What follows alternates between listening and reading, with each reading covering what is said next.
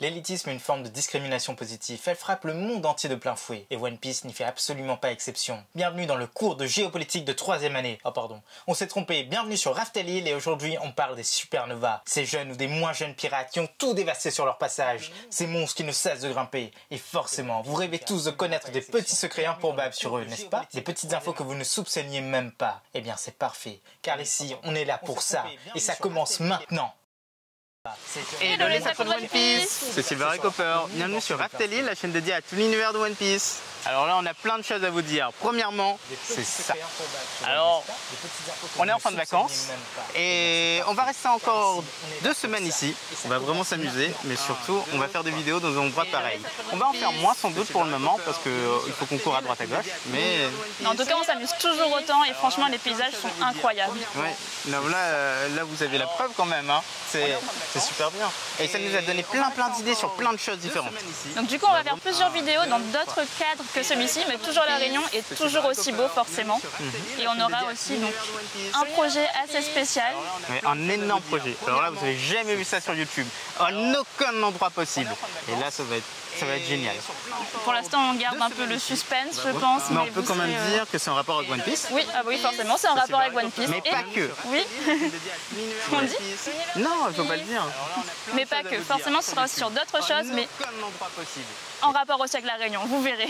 Oui, c'est énorme comme projet. On va faire pas mal de choses, mais ça va prendre du temps à mon arrivée. Je pense que c'est horizon 1 mois. Mais vraiment, vous n'avez jamais vu ça sur YouTube.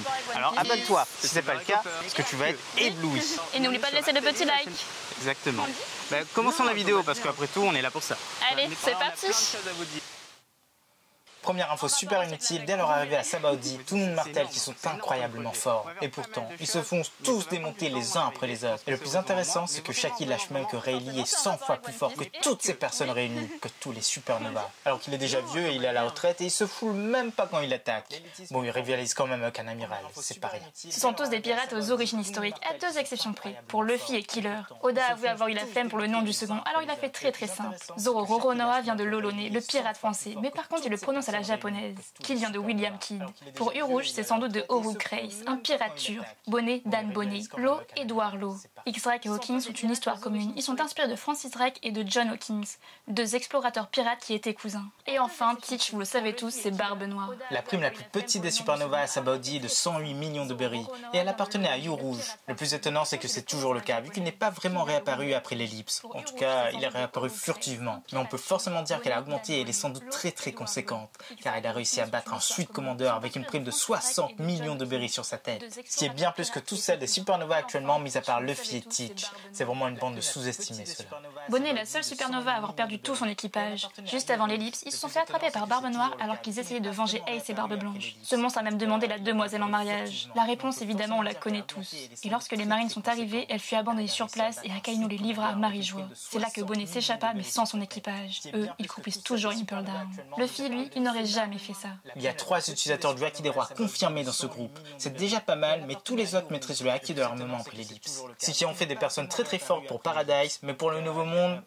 c'est quand même moyen. Zoro est le plus badass d'entre tous. Voilà, ça c'est dit. Presque tous ont mangé un fruit du démon, sauf Zoro et Killer, mais pas tous les noms de ces fruits sont connus. Comme ceux de Bonnet et du Rouge qui sont toujours inconnus. On ne sait pas du tout s'ils sont des Paramecia, mais le premier permet de changer l'âge de tout être vivant qu'elle croise, y compris le sien. Et le second, il permet de faire décupler sa masse musculaire. On ne sait pas du tout ce qu'il va en faire, mais il semble terrifiant. Voici tous les drapeaux des supernovas, et franchement, ils sont tous ultra stylés. Oda aime bien donner des infos complémentaires sur ce personnage. Au Japon, tout a une signification, croyez-le. Tout peut être un clin d'œil et un parallèle. Et là, il associe une fleur à chaque supernova. Luffy, c'est le tournesol, la personnification du soleil. Zoro, c'est la glycine, vous savez, celle qui éloigne les démons. Ah mince, c'est pas Demon Slayer ici, non? Pardon, cette fleur peut vouloir dire « tu me céderas de gré ou de force ». Ça colle super bien au personnage. Capone, c'est la rose. C'est un vrai mafieux. Kid, c'est la tulipe. Tout dépend de la couleur, mais ça peut être l'amour sincère et sage. C'est un peu bizarre, mais on attend le développement de son histoire par Oda. Killer, Killer, c'est le personnage, celui qui survit à tout. Rouge, c'est la pâquerette. Quoi, il va vraiment passer sa vie au ras du sol? L'eau, le cactus orchidée, pourquoi pas.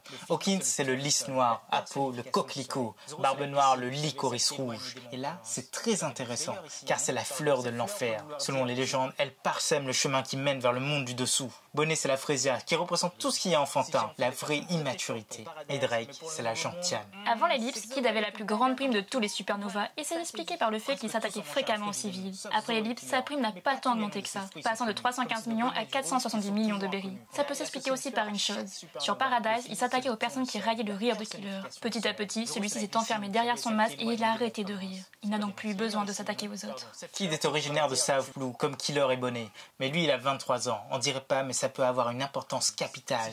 Car c'est à cette époque qu'Ace était censé naître dans cette région. Si on croise toutes les infos, il aurait peut-être pu souffrir de ça, ou du moins sa mère. Mais là, ce n'est pas une vidéo théorique.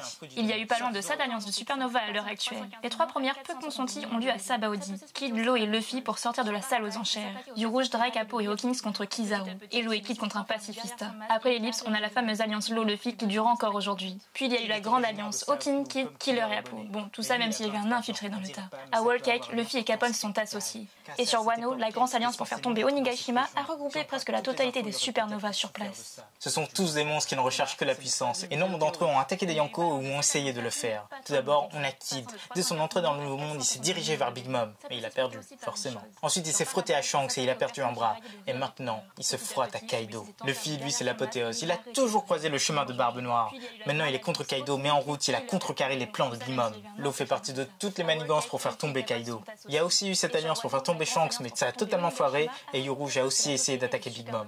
Savez-vous comment Kid et Killer se sont rencontrés? Eh bien, ça se passe dans leur région d'origine. Ils sont tous les deux tombés amoureux d'une fille qui s'appelait Elle a tout fait gicler. Ça, franchement, ça ne s'invente pas. Ils l'ont donc invité à manger du udon, mais à la fin du repas, elle en avait sur tout le visage. Ils se sont tous les deux mis à éclater de rire, mais elle n'a pas du tout apprécié ça.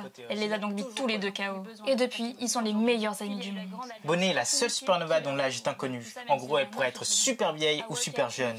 Merci les fruits du démon. En tout cas, elle n'a pas besoin de lifting. Si jamais elle est trop vieille un jour, eh bien pouf! C'est d'ailleurs peut-être un fruit du démon qui peut rendre immortel. Et qui sait, elle a peut-être vu le siècle oublié. Tous ont un surnom plus ou moins explicable. Luffy c'est Chapeau de paille, Kid le capitaine, Hawkins le magicien, Zoro le chasseur de pirates, Killer le massacreur, Rouge le moine fou, Bonnet c'est la gloutonne, Apo c'est le rugissement des mers, X-Drake le pavillon rouge, Capone c'est Gang, et enfin, Law c'est le chirurgien de la mort. Et toi Nakama, on est à la moitié de cette vidéo. Oui, on est à la moitié, à peu près. Alors profite encore du paysage, tu peux mettre pause, tu peux faire ce que tu veux, c'est déjà bien. Et tu peux mettre un petit like si tu as apprécié la vidéo jusqu'ici. Et abonne-toi. Oui, forcément.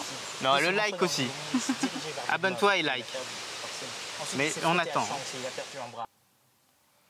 Dans le volume 64 de One Piece, Oda a dessiné l'ensemble des supernovas en tant qu'enfant. Y a-t-il des indices dans tout ça? Oui et non. Déjà, ça les représente pas mal, même s'ils sont très très jeunes. Apo, il a son piano, Law en mini chirurgien est bien habillé. C'était avant son flashback, donc on n'avait pas encore d'informations sur son enfance. Capone, c'est un fou dangereux depuis son plus jeune âge. Pourquoi ses parents l'ont pas fait interner? Drake, c'était déjà un marine. N'oublie pas que son père en était un, mais qu'il a perdu son poste et ça n'a jamais rien changé à son rêve. Rouge avait la coiffe spécifique de Skypiea. Lui, on va voir son flashback. Kid s'intéressait déjà robot pendant que Killer mangeait de udon. C'est une petite référence à leur histoire commune. Hawkins ressemble totalement à un psychopathe avec ses cartes. On le voit bien dire à ses parents « Vous allez mourir de la main d'un pirate !» Moi et Bonnet, elle fait que manger. Nombre d'entre eux ont un lien avec la marine. Luffy et son grand-père, Law et Corazon. Ils auraient pu rejoindre la marine après. D'ailleurs, on aurait aimé voir ça. Zoro a également un petit lien avec Tashigi quand même. Et Drake, eh bien, c'est un marine. Et Bonnet, elle a l'air de connaître Akainu.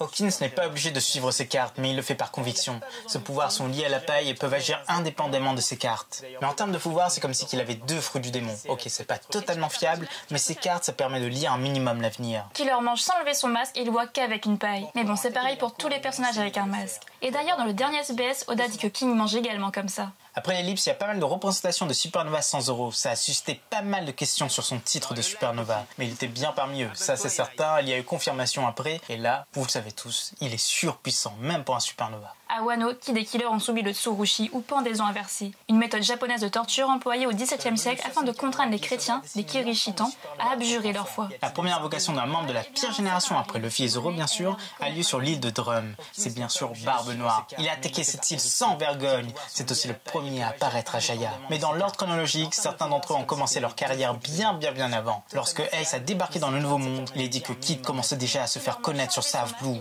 Capone était déjà un grand mafieux. Et Law, lui, il commençait à faire des siennes sur North Blue. Les seuls qui ont attaqué les institutions du gouvernement sont les Mugiwara. Sans doute pas pour une question de courage, mais plus d'opportunité. Pourquoi le faire sans raison? Luffy et Zoro voulaient sauver Robin et Ace, mais un autre incident a eu lieu pendant l'ellipse, le drame de Rocky Port. On n'a pas encore eu d'infos sur les événements et pourtant ça a fait grand bruit. Law était impliqué jusqu'au cou, mais il a gardé son titre de Shichibukai. Et c'est là que Kobe a reçu son surnom de héros.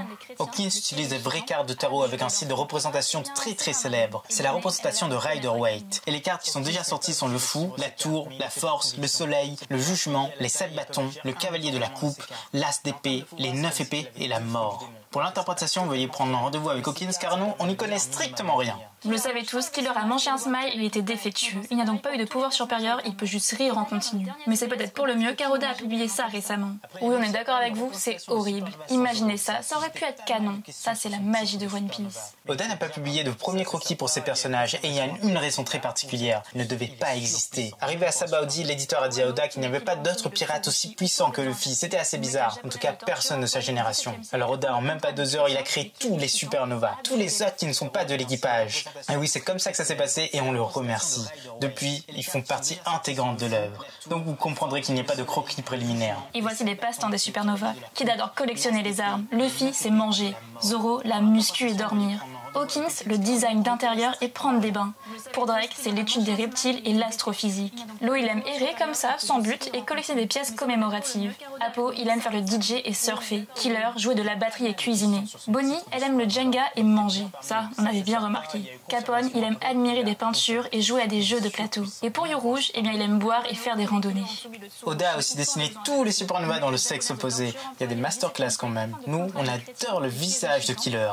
Mais blague à part, Kid féminin, elle est magnifique. En fait, ils sont tous magnifiques. Bonnet, on lui trouve un petit air d'Ace. Vous ne trouvez pas? Et Rouge, bah ça fait peur. Et maintenant, leur nationalité dans la vraie vie. Teach serait somalien, Kid et Killer écossais, Law allemand, Capone serait italien, Apo viendrait de Chine, Hawkins serait égyptien, Drake un turc, Bonnet serait australienne et Rouge viendrait d'Inde.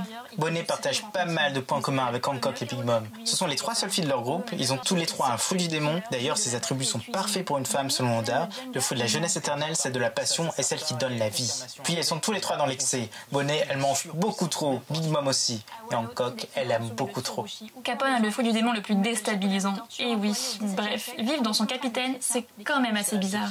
Et enfin, ce titre de supernova est hyper discriminant, car dans le Nouveau Monde, le rapport de force est entièrement déséquilibré entre eux et les membres de l'équipage et Yonko. Ils ont tous des primes beaucoup plus élevées. Sanji lui aussi a maintenant une prime plus élevée que certains d'entre eux. Et pourtant, la liste reste la même. À croire que le gouvernement, il n'aime pas se fouler. Mais il a rajouté Teach, donc ça peut se faire. Et selon Morgan, le prochain roi des pirates est forcément parmi eux. Et les mieux partis sont forcément ces deux-là, les 2 nouveaux empereurs, Luffy et Teach, ceux qui devront se battre pour ce trône. Et voilà, c'est la fin de cette vidéo.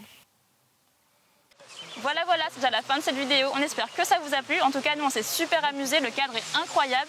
Et on fera énormément d'autres vidéos. Donc, à très vite. Exactement. Et la lumière varie beaucoup aujourd'hui. C'est dommage. Hier, il y avait un énorme soleil. On aurait dû faire ça hier, mais on n'avait pas le matériel qu'il faut. Là, on est un peu plus. On s'est équipé, comme vous pouvez le voir. Exactement, il y a un nouveau micro d'ailleurs, on n'en a pas parlé. Mais dites-nous ce que vous en pensez sur le son, parce que là, on va faire le montage, on va faire le montage son. Et... ça va être différent d'habitude du coup. Oui, il va être différent d'habitude. Donc, c'est à vous de nous dire qu'est-ce que vous aimez, qu'est-ce que vous n'aimez pas. À bientôt les Acros de One Piece.